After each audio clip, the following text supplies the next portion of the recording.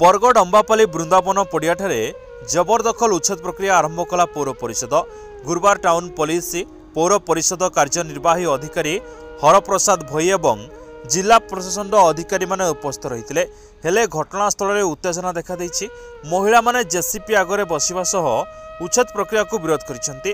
ते वर्तमान उच्छेद प्रक्रिया बंद रहितिबा बेले प्रशासनिक अधिकारी माने आलोचना करुछंती। तेबे घटनास्थल में उत्तेजना सृष्टि होईछि। जिला प्रशासन और जबरदखलकारी मुहांमुही होईछंती। बिना नोटिस रे भंगा जाउथुबा जबरदखलकारी अभियोग करिछंती। विश्व प्रसिद्ध धनुजात्रा गपपुर कमिटी लिखित भाव पौर परिषद कार्यनिर्वाही अधिकारी को घर उच्छेद पर दाबी जणाइथिले।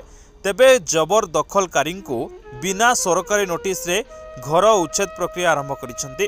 घटनास्थल में पुलिस एवं जबरदखलकारी मध्य हाथाहाथी होइथिबा देखा देछि। अन्यपटरे बिना थैथान रे एही उच्छेद प्रक्रिया आरंभ करिथिबारु बरगढ़वासी यहाकु निंदा प्रकाश करिसेंती। बरगढ़ जिला प्रतिनिधि जोगेन्द्र साहू रिपोर्ट, पवित्र न्यूज ओडिशा।